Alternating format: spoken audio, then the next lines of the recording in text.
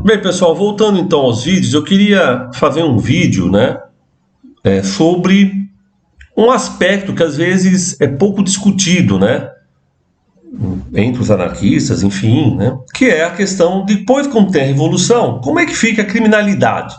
Aí tem aquela coisa, né, que a criminalidade ela vai baixar, como se fosse natural isso, né, tipo acaba o capitalismo ou diminuem as relações capitalistas, então naturalmente as pessoas deixam de roubar, de ter assassinatos, então isso vai diminuir naturalmente. Você não precisa ter uma política de repressão, vamos dizer assim, ok? E aí eu vou pegar dois exemplos. O que aconteceu no início da comuna, nos primeiros dias da comuna, ok? E outro que aconteceu na Revolução de Fevereiro, que é um processo revolucionário, o primeiro processo revolucionário, depois de outubro tem um segundo processo revolucionário. Beleza? E vamos ver como isso era tentado, né, como isso era resolvido ou tentado se resolver nesses primeiros dias aí dos processos revolucionários, tanto na Rússia quanto na Comuna de Paris. Para a Comuna de Paris eu uso a obra clássica do Cigarey, né, ele estava presidente da Comuna, ele então estava lá em Locos e escreveu o que ele viu, e ele vai dizer o seguinte na página 198 do livro dele, História da Comuna. O comitê, esse comitê é um comitê que é formado aí, né, pelos trabalhadores, enfim, quando você tem um processo da comuna acontecendo, ok?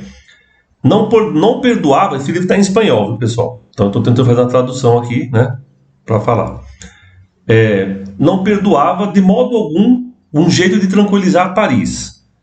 Muitos criminosos andavam soltos pelas ruas. O comitê os denunciou à vigilância dos guardas nacionais e escreveu sobre as portas do Hotel de Ville, que é a sede, né, da Prefeitura de Paris. Todo indivíduo surpreendido em flagrante delito de roubo será fuzilado. E aí, na Revolução Russa, no início da Revolução, o que faz o Kerensky? Ele abre as portas dos presídios e aí os presídios vão embora, entendeu? Os presidiários vão embora, beleza? Só que nesse processo, obviamente, você tinha muitos presos políticos, que era muito comum no Império Czarista, mas não só. Eles misturavam provavelmente preso político com preso que não era político. E aí ele abriu a porta e saiu todo mundo. E aí vai acontecer o quê? Num artigo que foi escrito na página da Boitempo. Então diz o seguinte: em um dia de fevereiro, um criminoso esperto roubou uma casa alegando que era de um comitê revolucionário. Outros rapidamente seguiram seu exemplo. As taxas de criminalidade aumentaram por todos os lugares.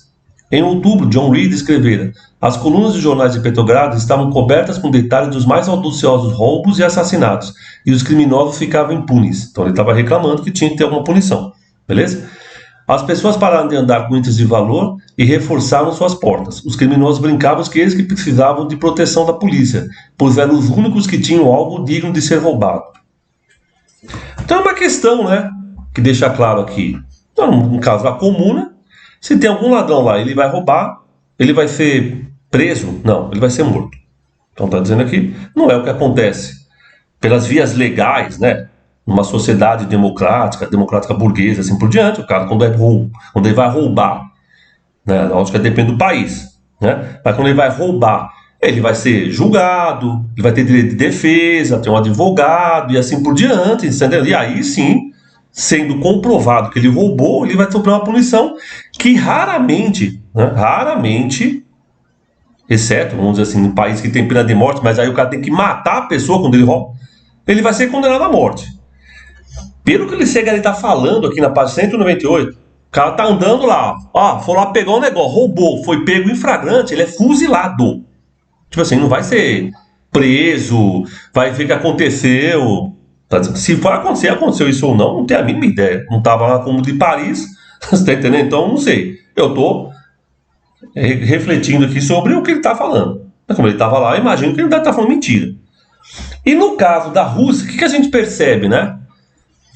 Inclusive esse artigo é bem interessante, escrito na Boitempo, né? Ele chama, se vocês quiserem depois ver, Violência e Revolução em 1917, escrito pelo Mike Haynes, ok? Então eu peguei essa parte da Revolução de Fevereiro.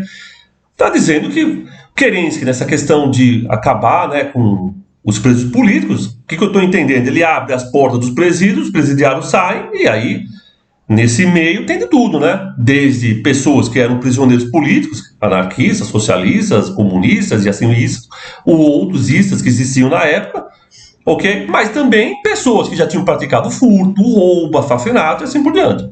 Aí você solta todo mundo, você tá entendendo? Ah, agora vai ser diferente, porque a gente vai acabar com o que está acontecendo e tal. John Reed, um dos principais caras que vai defender a Revolução Russa, diz lá no final, em outubro de 17, próximo do processo revolucionário, que eles tinham que ser punidos. Então isso mostra o quê? Que a passagem de uma sociedade capitalista para uma sociedade não capitalista, anarquista que seja, ou da comunalista, comunista, sei lá eu, não necessariamente acaba com a criminalidade. Inclusive, levando em consideração o que fala de Segarei, né? A dosimetria da pena é muito maior do que na sociedade que a gente vive. Então, por exemplo, o cara furta aqui, cara, como eu disse, no Brasil ele nunca vai ser morto, você tá entendendo? A não ser que a polícia mata ele na hora que ele estiver saindo lá com o produto, ou a pessoa na qual ele está roubando está armada e mata o cara. Mas um comitê, você tá entendendo? Sei lá, um sistema, que é um comitê que faz esse papel de um sistema jurídico, né, não tem lei que vai fazer o cara morrer. Mas na comuna era morto. E no caso da Revolução Russa, você vê o quê? O próprio John Reed pedindo, ele reclama o quê? Ele reclama que você tivesse lá, né, um regime de punição. Ou seja, pessoas estão roubando, não, tem que pegar, prender os caras de novo. Ou seja, você soltou ele, pega de novo e enfia dentro da cadeia. Beleza? Ou seja, não é tão simples essa passagem, não é tão simples isso, né? Não é porque somos anarquistas, comunistas, socialistas, revolucionários, que quando surge um outro processo, a gente vai abrir mão de mecanismos que a gente hoje condena, está entendendo? Porque estamos na sociedade capitalista, beleza? E é isso que eu queria demonstrar, ou seja, tanto na comuna quanto no início da Revolução, na Rússia, né, Revolução de Fevereiro, você tem então gente clamando por punição, e no caso da comuna, não só clamando, a pessoa vai ser morta se for pega roubando. E eu não estou dizendo que a pessoa matou alguém, ela roubou apenas, beleza? Para a gente refletir sobre o quê? De que essas coisas não são tão simples. Não é uma virar a chavinha e de repente as pessoas ficam boazinhas, entendeu? Ah não, agora a revolução todo mundo ficou bonzinho. Não, as pessoas continuam fazendo as coisas. Malzinhas, entendeu? Como elas eram, daquele jeitinho. Não muda nada. O que muda é que você tem um processo revolucionário. Então até o próprio John Reed, depois ele vai comentar, né, nesse artigo, formação de milícias, se formam milícias. Aqui na comuna já tinha, né? Você vê que ele fala, né? A questão dos policiais que estavam lá, entram na Guarda Nacional e fazem esse papel. Se tem cara roubando e assim por diante, porque você tem ainda firmas lá dentro, bancos, mas principalmente lojas, cafés e assim por diante. Então você não pode deixar, deixa rolar. O cara roubou, não é problema meu. Não. Se você se propõe a gerir, né? Pensar numa nova sociedade, gerindo ela, você vai ter que tomar atitudes que provavelmente, quando você não estava fazendo isso, você condenava. Duvido que os integrantes desse comitê, quando estavam fora do processo revolucionário, antes de ter a comuna, eles defenderiam que alguém que estivesse roubando fosse morto. Eu duvido que eles pensassem assim.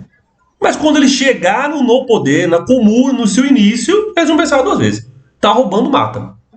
Pra gente pensar, então, como que é complexo isso. Você está tratando de seres humanos, né? Então, seres humanos não é porque eles são socialistas, anarquistas, marxistas, comunistas, blanquistas e outros istas que ele se transforma numa pessoa boa. Você está entendendo? Ele continua sendo a mesma pessoa. E o bandido, ladrão, homicida, o que for, continua também sendo a mesma pessoa. E aí a gente vai ter que achar mecanismo para tentar resolver isso, né? E aí, na minha avaliação, a dose do negócio foi muito, né, violenta, cara. Mas você vai matar uma pessoa que está furtando? Né? No mínimo é estranho isso. Mas foi o que o Segarei está dizendo aqui no livro. Depois vocês podem procurar na edição em espanhol, na página 198. Beleza? Então eu queria discutir um pouco, demonstrar isso, né?